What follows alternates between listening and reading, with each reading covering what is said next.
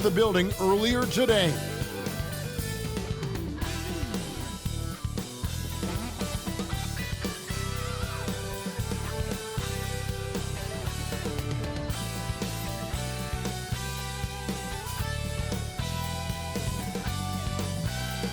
The tallest building in the state of Indiana, the Chase Tower, rising high above our location today at Bankers Life Fieldhouse in Indianapolis.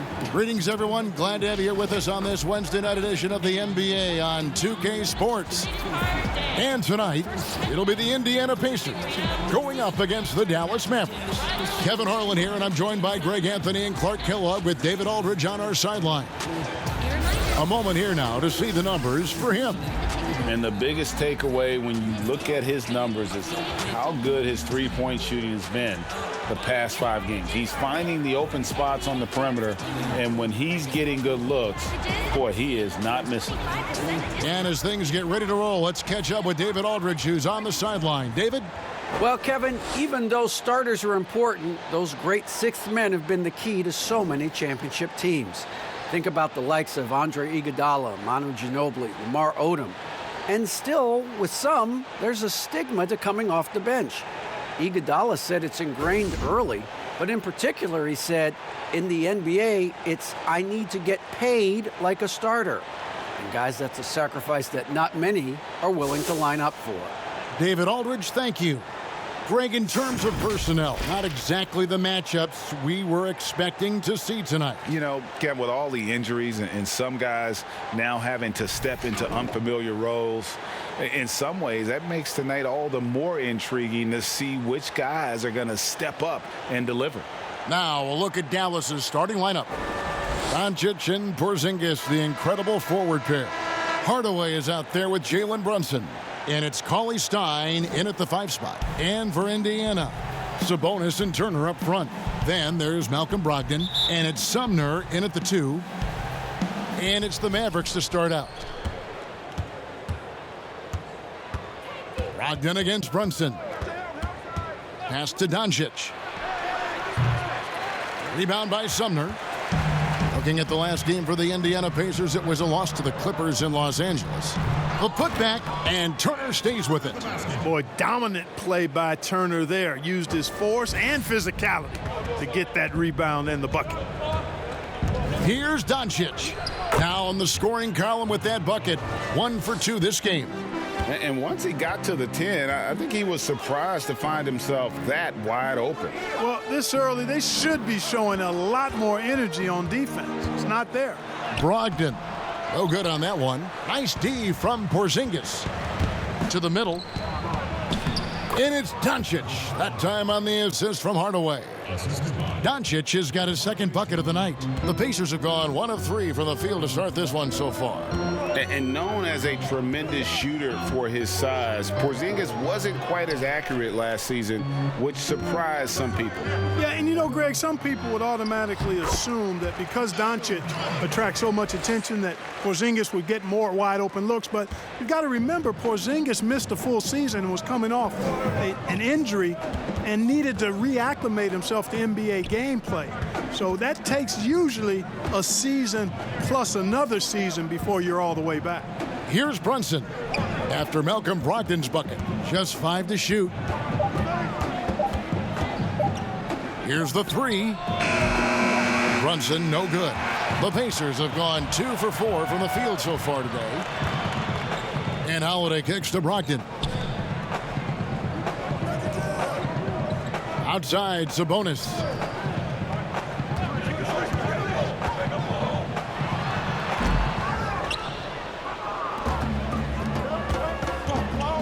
Down low.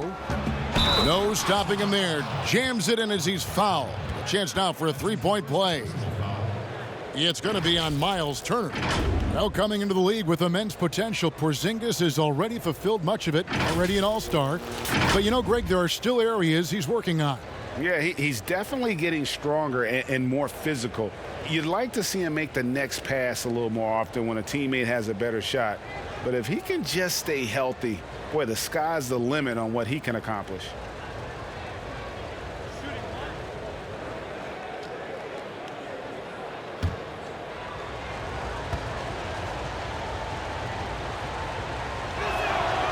That free throw good from Porzingis. Yeah, you know, it's rare to see a 7-footer shoot well from the foul line, guys, but that's Porzingis for you. Brogdon looking it over. Here's Sumner. Guarded by Hardaway. Sumner kicks to Turner. Pass to Sabonis. Turner. It's good on the putback. And you know what I like to say? Persistence pays, and Turner paying off because he's been persistent, decimating the defense with his bounce. Now, here's Doncic. He had a 15-point outing in their last game against Toronto. And his rebounding was solid in that effort as well. He did a lot of work on the glass.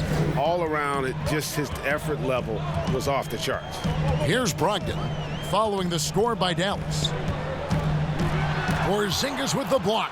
Tell you what, Porzingis showing great timing as the anchor of the defense there. And that one's good. Doncic.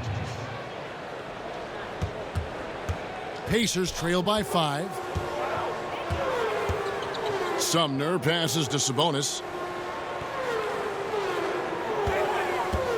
Just under 3.5 minutes gone here in the first quarter.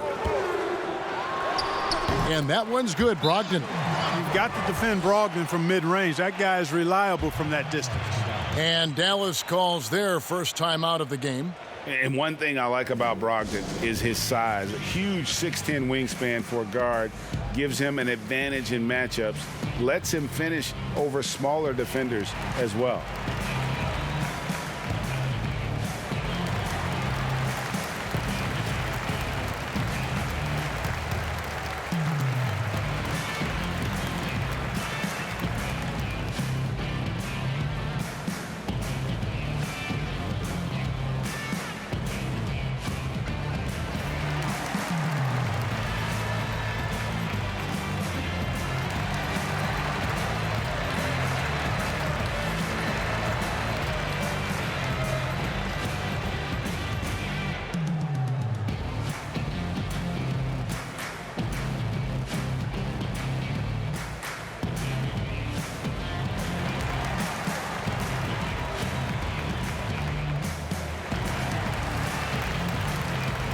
So an entirely new group in now for Indiana.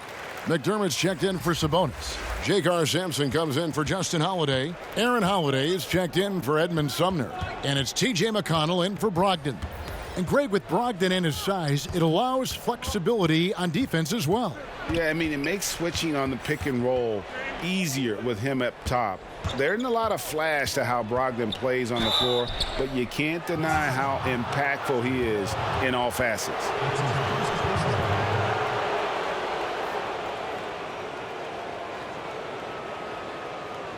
And what do you guys think so far about the offensive approach for the Mavericks? You know what, guys? It looks to me like they're really in sync here, all on the same page. They've already got a bunch of assists. And also, it's been a positive to watch that they've attacked the paint offensively as well. It's really been about the balance that they've shown.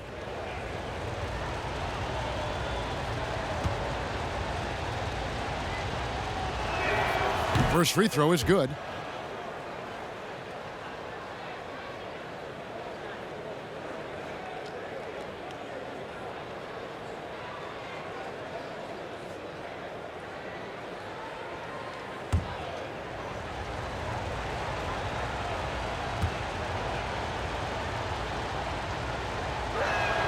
He hits both from the stripe. And it's the Pacers with the ball, trailing by 5. Last game matched up with the Clippers. A tough loss there. Yeah, tough game on the road. The guys you're defending, obviously comfortable shooting in their own building. You've got to find a way to break their rhythm. Yeah, and it's not easy to do. Much easier said than done.